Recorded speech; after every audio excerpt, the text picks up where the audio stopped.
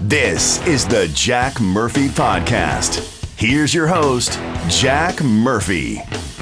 So it's been a really tough week for celebrity deaths this week. I mean, Ozzy Osbourne, Malcolm Jamal Warner, Chuck Mangione, the horn player, passed away. And, of course, yesterday, right after we got through filming our podcast, we got the news that Hulk Hogan had passed away at age 71 down in Tampa, Florida. And my good friend John Carter, who lives here in Charlotte, that works with me occasionally, he has been bugging me. He said, man, you got to get my friend Marty on. He's a wrestler, and he said he worked with The Rock for a long time. He was from my hometown, and John is from Southern Pines. And we just we had so many other things lined up. I hadn't got to him yet. And so I called John last night and said, hey, get a hold of your friend Marty and see if he ever dealt any with Hulk Hogan. If he has, we'll have him on tomorrow. And then, first of all, Marty, welcome to the show. He's on his lunch break right now. Thank you.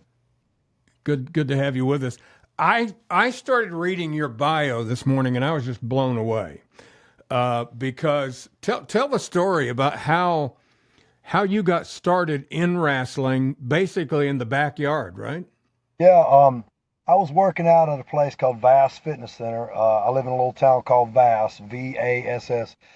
And I saw this kid in there, and he's probably, I don't know, he's 18, 19 years old, and he's jacked, man.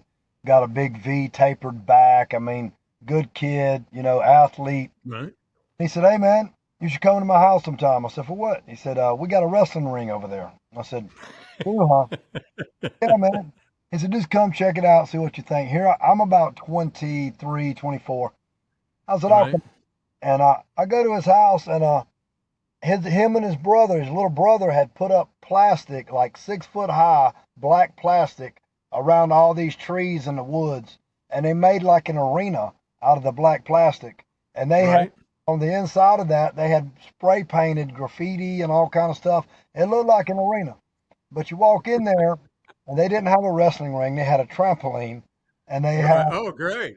They had garden hoses around the trampoline for the ropes. And they had matches. And what Matt Hardy would do, he's always thinking of a way to make money. Right. He was the guy that I met at the gym, Matt Hardy. And so he would film these matches they had on the trampoline, and then he would make a videotape, and he would sell it to the video store in Vass, and then they would rent that tape out and make money off the tape. He did that. And people would rent the tapes out. Oh, it was amazing. Yeah, they'd rent the tape. I mean, we didn't get rich off of it, but a couple bucks here. But isn't it funny?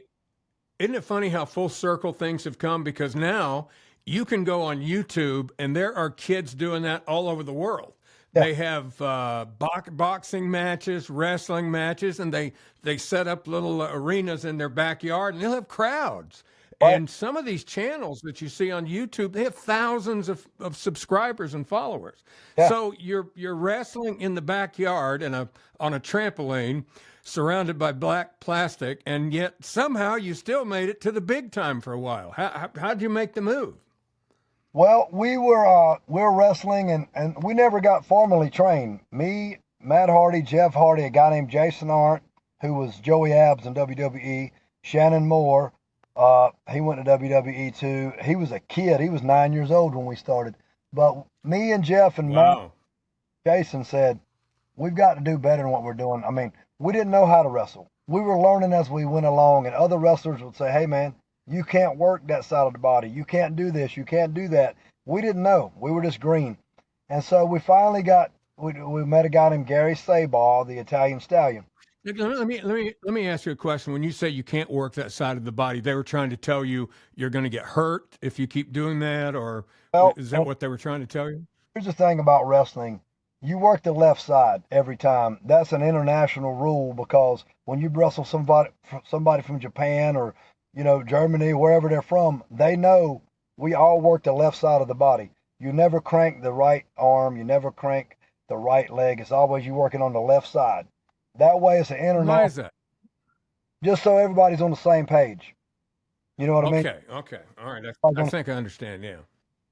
So if I get in the ring with you and I start working your right side of your body, I'm green. I don't know what I'm doing. so you need to get out of the ring, probably. Okay. So, I'm not going to get in the ring. I'm not going to get in the ring with you, by the way. So no worries there. but yeah, so we met Gary Sabaw, the Italian Stallion, and he said, "Look, I'm going to take some guys to WWE for a few days, make some money, and then we're going to come home."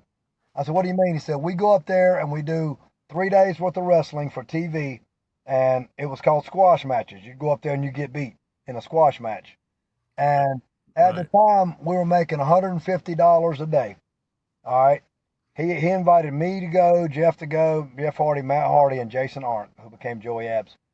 We all went, and we're And making what year was this? probably around 1995, 6, something like that. Maybe. Okay. So that wasn't bad money. That wasn't bad money then. Oh, and here's the thing.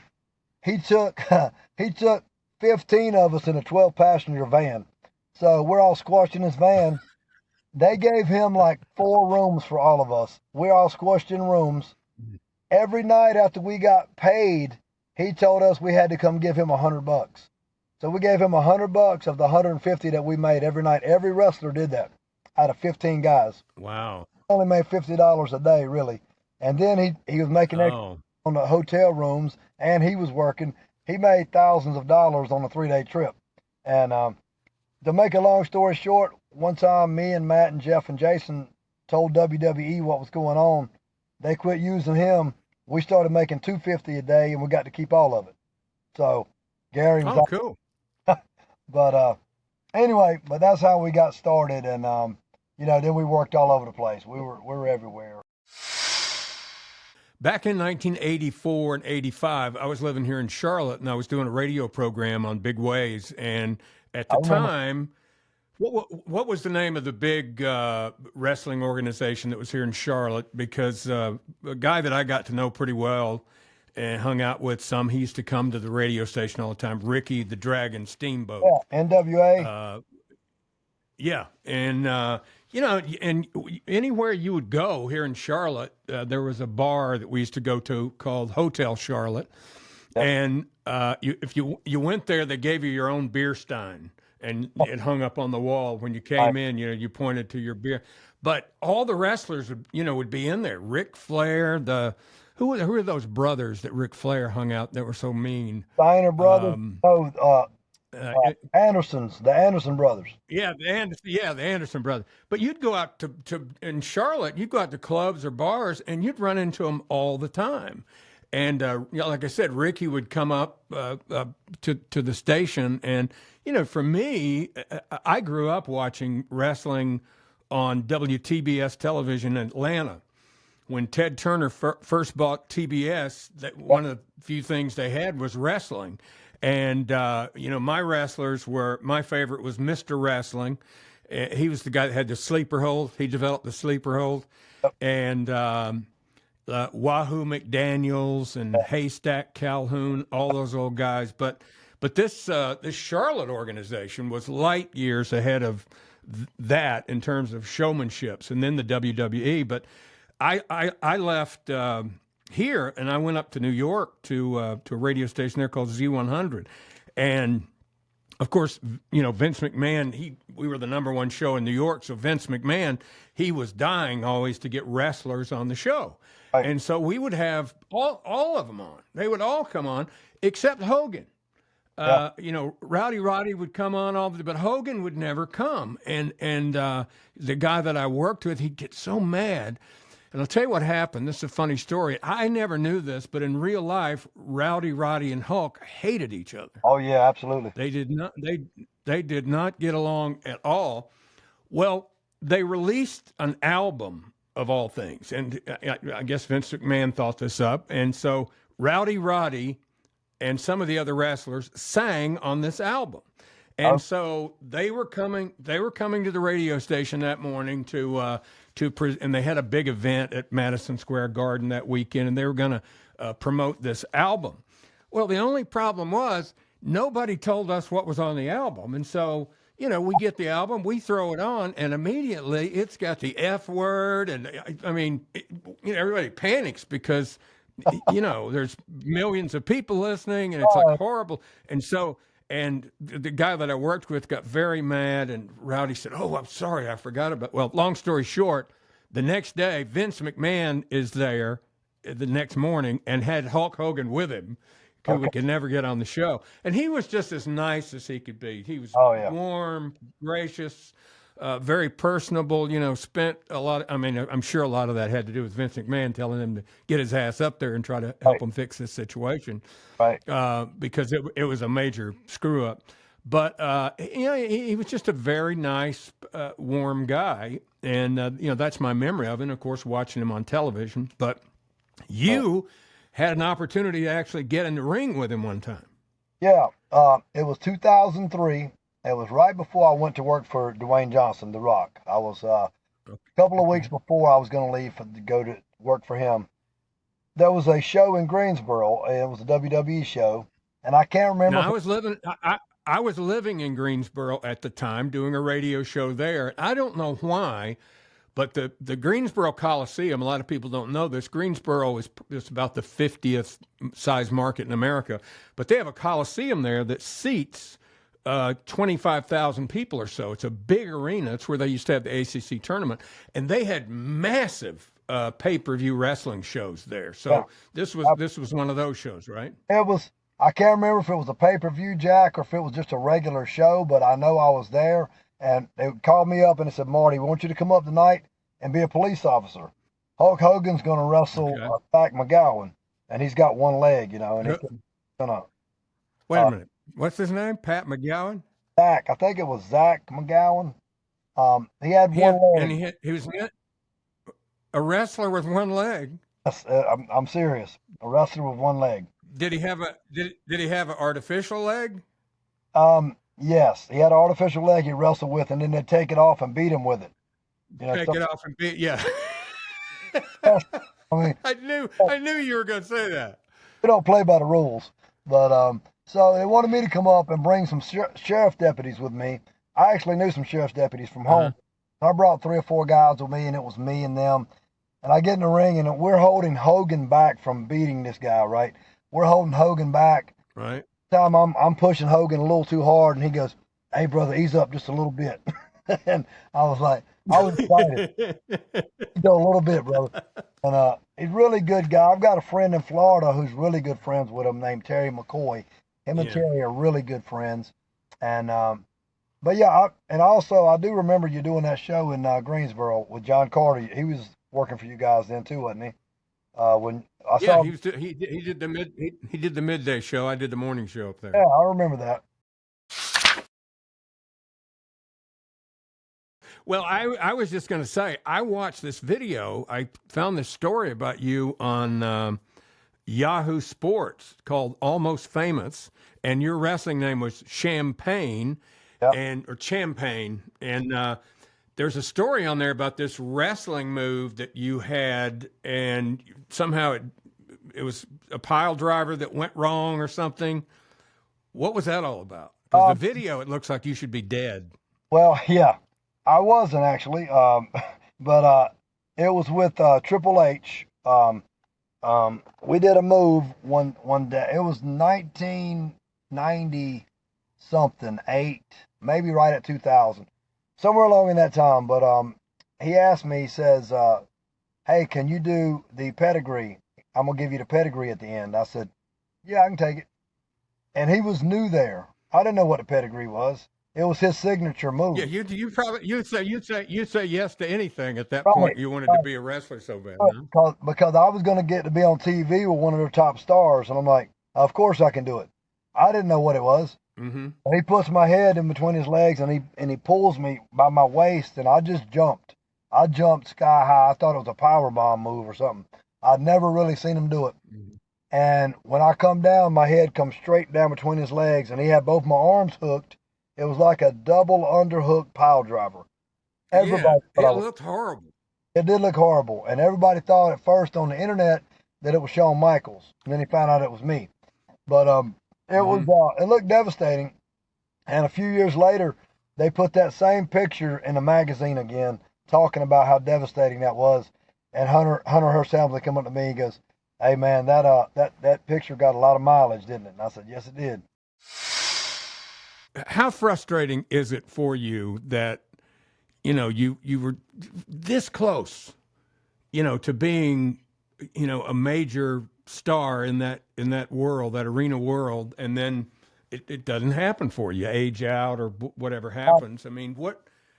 Well, here's the thing too, Jack. I was so close so many times, man, and I went to ECW for a while, and that's really hardcore wrestling. And they were gonna put me on the video game. Me and a couple other guys. We were in like a trio kind of tag team where I was like almost like the manager, and they were like my muscle, And we were called the Duck Right. Family.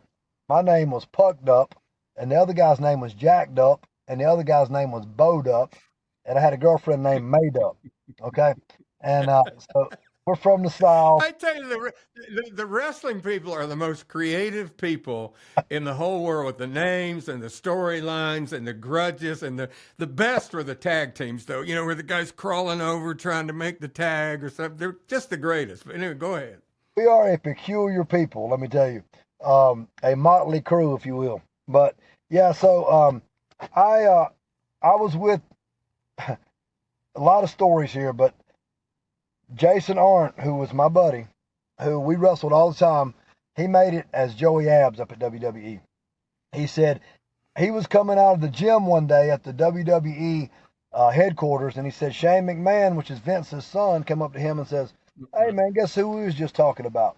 He said, "Who?" He said, "Marty Garner." He said, "Did Marty run over his girlfriend with a Corvette?" And Jason says, "I don't know. He might have." And I'm like, "Jason, you knew she hit me with the car. I was walking through a parking lot. She clipped my legs out from under me with the Corvette because I was going to go wrestle." This is one of the most beautiful women in Cary at the time, and she thought I was going to cheat on her. So anyway, I said, "Jason, why did you tell him that?" He goes, "Well, I didn't know if I'd miss something and if I was going to get in trouble." I said, "My God, man, you just killed me." So then the next week, he said, Shane come up to him again and says, "We're talking about Marty again. Tell me how he is in the ring." Jason said, "Oh, he gets a little wild at times, but he'll do what you want him to." I said, why did you say that?" Well, he said, "Man, I just wanted to make sure everything, I don't want to get in trouble for not telling them the truth." I said, "What do you mean I get a little wild sometimes?" And Mm-hmm. said, "Well, I all the moves, the crazy moves and stuff." And I said, "Maybe that's what they want." So there's been so many Right. times that, people haven't said the right things and the right words hadn't. And it's not that I heard he said this. He told me he said this, so I know it was true. Right. Right. Oh, it Yeah. come out. Thanks for all your help. Yeah, thanks for all your help, buddy. But just stuff like that, man. And I can talk on Man, them. but let me ask you, did a lot of these guys have? I mean, because even stupid DJs like me, we had agents. I had somebody that was representing me. Did you not have representation that was going and talking to them on your behalf? No, because no wrestler really has representation unless you're The Rock or you're Undertaker or you're Right. Shawn. They might have some, but I don't know of anybody that has any. You just freelance out there. You do what you do, and you talk when you get a chance to talk. But my thing I was, got you. I never, you know, and I'm gonna be real with you. Matt never reached out his hand and said, "Hey, man, let me introduce you to some people." None of these guys did, and I'm still bitter about that. And I told him that. I told him that recently. I said, "Man, I'm a little bitter about that, Matt." And he goes, "Well, I just didn't see an opportunity at the time." I said, "It wasn't your call. It wasn't your opportunity to." Right. Right. But and I'm not here to bash Matt or Jeff. I love those guys, but it was just that situation. And I we were in a documentary. You need to look this up sometime, or I'll send you the link to it. It's called Uncommon Passion, and it was in 2007. Uncommon Passion. But we're getting ready to remake a documentary. I talked to Matt about it a while back. We're getting in the works to make a new documentary on where everybody went and what they did. I got to work for The Rock for a couple of years and as his personal assistant in Hollywood. And man, I've got 50 million stories I can tell you about that. Great guy, love that guy. But wrestling, I was still wrestling up till about 8, 9 months ago, and I broke my shoulder and my collarbone. I broke my collarbone and my rib. And one of the promoters said, a lady was in the audience, and she goes, "I can't believe he just pulled himself up from the floor of the ring to the top rope." He goes, "Yeah, and he's 56." He said, just letting you know, he's 56 years old doing that. And he said, man, Yeah. people don't believe your age because, and I'm not bragging, but I'm still agile. I can still jump. I can still do, I'll jump off top, do a front flip out to the outside, or jump over the top ring rope, and do stuff like that. And I just hadn't. I never give up. I don't have quit You in me. know, a lot of those. I was talking about a lot of those wrestlers on TBS back in the day, and even here in Charlotte in the '80s, there were some old guys. Some of those guys were in their 50s and 60s, and I mean, they didn't move very. They weren't very quick, and they certainly weren't going up on any top ropes and diving off. They were a lot more subtle, but. Well, here's No, the here's the thing. they were not very athletic at all. Well, here's the thing too. People nowadays are a lot more athletic than they used to be. You know what I mean? A lot of people are. And Yeah. I stay in shape. I do a cardio workout at my gym that would. I mean, it's rough. It hurts, but it helps me. And so I've always kind of stayed in shape and done my thing. And I'm a talker. If you give me the mic, I used to go out at this one show in Silva, North Carolina. And man, they just sent me out there to talk for 15 minutes and crack on the crowd and make people mad. And I started a big fight in there one night. They started getting in the ring. Here come the wrestlers. Here come the fraternity in the ring. We fighting. We beat them down. And security was in the ring. Everybody was in there. And Joey Abs he comes over and says, Garner, get on the mic. Let them know what's up. And I got on the mic and buried everybody. And it was great. When I was a kid, there was I grew up in a little town called Cedartown, Georgia. Okay. And there was an old Ford dealership that had been downtown. And it wasn't very big, but it was like, one of those storefronts downtown, but it was a Ford dealership. Yeah. And they'd built a new building. It had been empty for years. And so these wrestlers that were on TBS, they would do shows in little towns like that every now and then. So they would take one of the big names from TBS and they'd set up a ring in there and sell tickets. And then you'd never heard of any of the other guys. Yeah. And I remember I was probably, 10 years old, that we bought tickets and we went. They had put posters up all over town, and Wahoo McDaniel, one of those guys, was the big guy that was coming. And I'm telling you, they got in there, and the crowd it was a sold out crowd. There were probably 300 people in there or something. And the first match hadn't even started when a brawl broke out. I mean, people had chairs and were slamming each other, and I mean, it was real. It was not wrestling. The fans got into the fight in the ring, with their fans, and it was just. I felt lucky to get out of there alive. That was a great night. Yeah, it was exciting. We talked about that for a long time. There's no doubt about it. Well, I just enjoyed reading your story so much. It's great having you on, and I'd like to have you back sometime. We'll talk some more about what's going on with wrestling, because a lot of people are real interested in it. And, I was reading some stuff about Hulk this morning, and you forget about all the stuff that happened. I mean, he had some horrible things happen to him that he overcame and came back from. I mean, a lot of it was self-induced.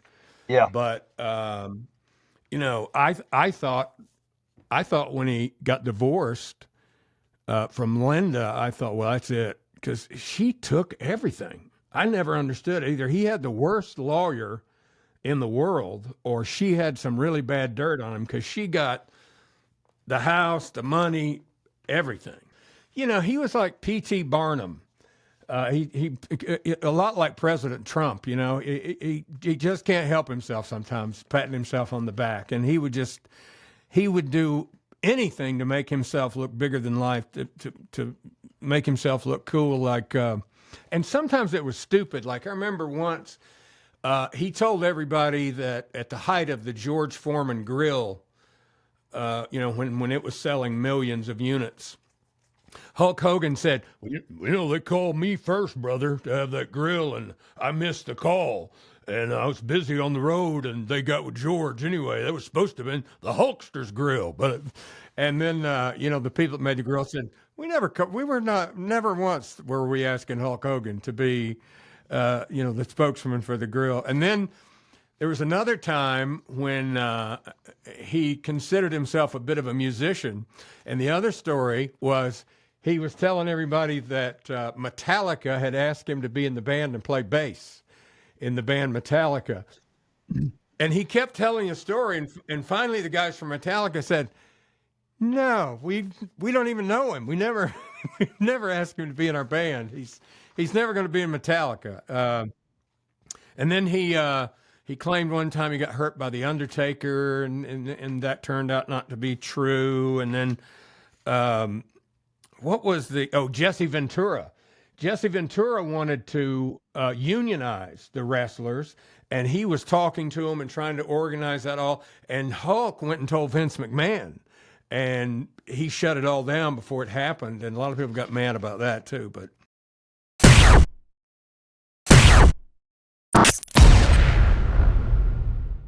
well, listen, Marty, thank you so much for being on with us today and sharing all those great stories. And we'll have you back on again, and you can tell some more of the great stories. And best of luck to you.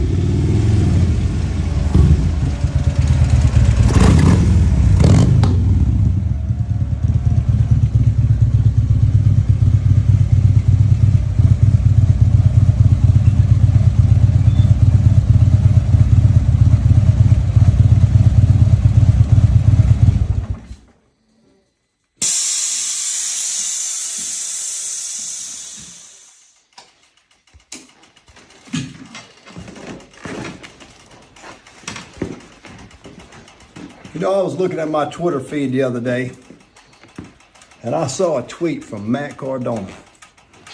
I say to myself, wow, I'm kind of flattered. I got a tweet from Matt Cardona saying that he wanted to wrestle Marty Garner. First name Sham, last name Payne. I was a little bit flattered by that. Because you see, Matt Cardona's a bad man.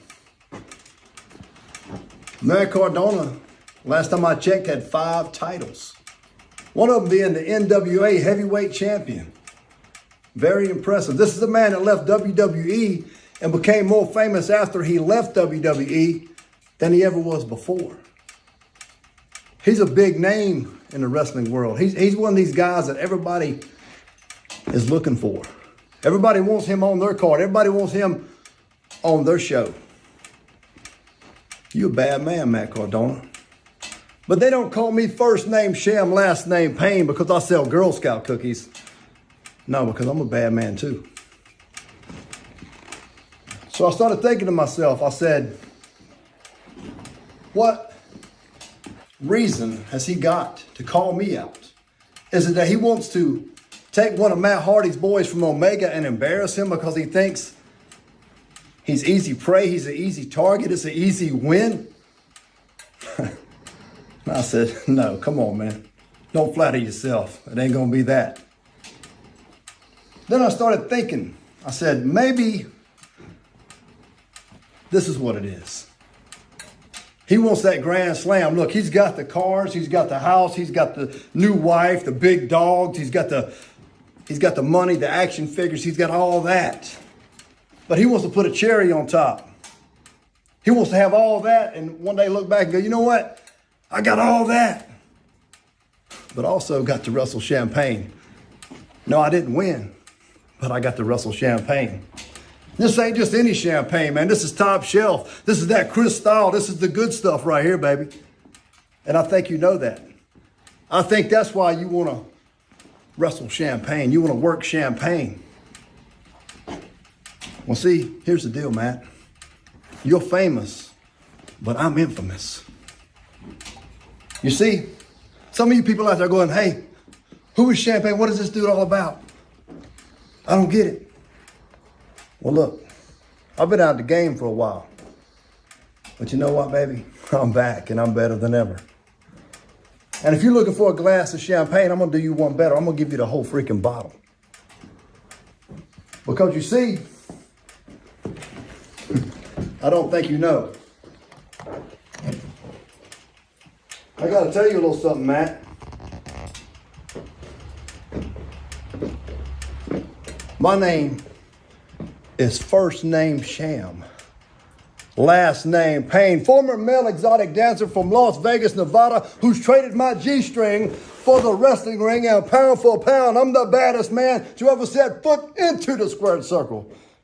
You see, I've been around the world twice. I've seen everything but the wind, and I've been everywhere but the electric chair. I've been to 2 state fairs, and I've drove through hell on a gasoline truck with a big red sign hanging out the window that says I'm going to beat the brakes off of Matt Cardona.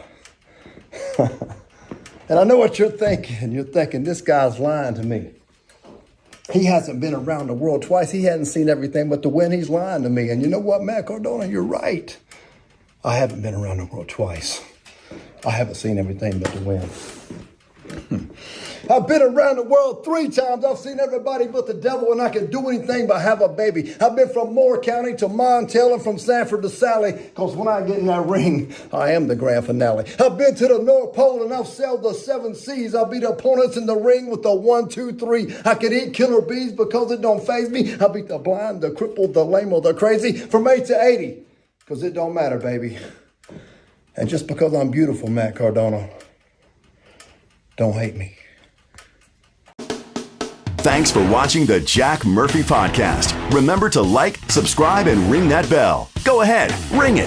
Get alerts when a new episode drops. And tell your friends about the Jack Murphy Podcast. But only the cool friends, please. Tune in next time for another episode of the Jack Murphy Podcast.